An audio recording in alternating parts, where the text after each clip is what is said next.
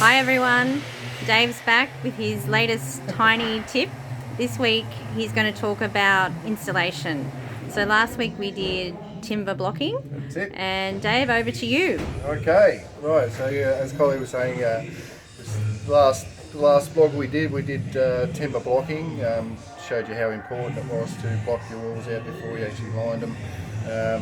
For things that you actually want to put on the walls, like handrails or pictures or TVs or anything like that. So the next step after that is obviously going to get an electrician or a plumber in to do the roughing, and then the next step after that is another very important one is insulation. So we want to insulate the walls and the ceilings, and sometimes we even do the insulation, underfloor insulation, which I'll show you in a little while time as well. So yeah, we use insulation comes in all different R ratings. We use an Earthful product here, which is environmentally friendly insulation. We use the R2. Now we use a 70mm frame, as you can see. We keep our studs to a 600mm centre, so therefore you can buy your earth or your wool or your insulation, you can buy them in bats, as you can see here. This is a bat. Now these bats come in either 600 or 580s, or they come in like 430s. So if you do 450 stud centres, then you buy the 430s, and if you do 600 stud centres, you buy the 580s. So yeah, so they come in a variety of things. They can come in, like I say, bats, or if you just excuse me there, Kylie, they come in rolls. So we prefer the rolls, it's just easier for us, but the bats are very, very good as well. So yeah, so that's what the product we use. I might just zoom in on here to show them what it's made of. Okay. Alright. Right, so yeah, so here we are, we've got the bats, it's very easy to install. So, obviously with it being the right size, so all you've got to do is start from the bottom, work your way up, jam them in there. They all pretty well stay in there. So then, you'll have a little bit left up there as well. So obviously every bit you're going to need. So you sort of just guess it, and with a standing knife, we'll just cut that to the wall, like so, and then we'll just jam that in there like so. So we use the R2, like I say, anything like an R3, R4, they start to get it a bit too thick, and what that can cause is belling out in your wall lining. So yeah, so we obviously use up to an R2.5, that'd be about our maximum 70mm frame. But every little nook and cranny needs to be filled. So, everything, you just push any little off cuts, just push them all in. So you'll end up doing the whole lot, ceilings and everything. We do double insulate the roofs, we do the wall on top of our lining sheets, and then we also use the blanket itself, the roof blanket as well. So the roofs are double insulated. Another good thing that we do here in Design Eco Tiny Homes is we, as a standard feature, we double insulate our windows as well. So that's a real added feature as well for insulation. So every window comes standard, double insulated. Obviously, the louver window, unfortunately, they're the only things that we can't double insulate. And depending on the door selection as well, depends on the insulation as well on the doors. But yeah, it's double glazed most of our front doors as well now as well. So yeah, so that's just a little bit of a tip on wall insulation, and ceiling insulation. So now I'll take you outside and I'll show you what we can do for underfloor insulation. Okay, now we're going underneath the tinies, and do we do this all the time, the floor insulation, Dave? Or is it the underfloor insulation is definitely an optional extra.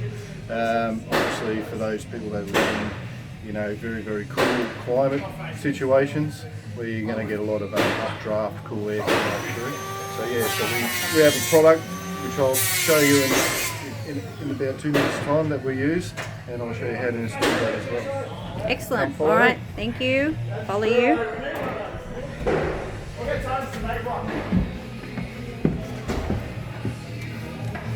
got it. Got it.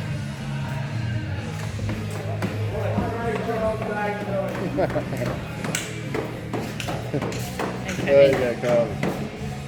So yeah, so this is our typical underfloor insulation. So it's a Kingspan product. This particular product that we're using today is a Cool Therm. It's called Cool Therm. It's fibre free, Aussie made, and environmentally friendly. It's about 25 millimeters thick, and it has the reflective thermal paper on one side. So what we do here is obviously we build our tiny homes on a chassis. So I'm going to just take the camera off Kylie here and I'm going to hop underneath. And I'm going to follow. And I'm just going to give you guys a quick look at underneath the tinies. So as you can see, we have a chassis steel rail system. So to actually fit this underfloor insulation, we need to measure each square. So as you can see, there's already a couple of panels that young James has put up. So he's measured every square individually and then cut them all, numbered them all, and cut them all, and then we stick them up with using the Sikaflex product, which I'm just about to show you.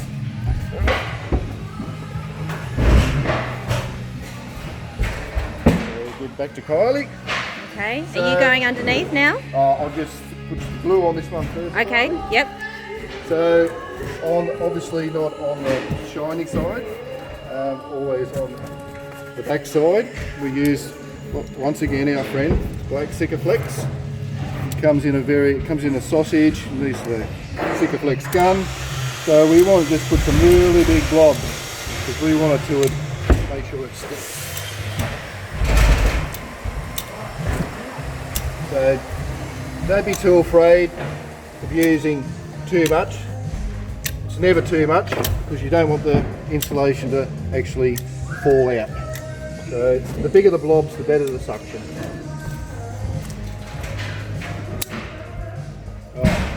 Okay. Then from here, I'm going to go hop underneath now.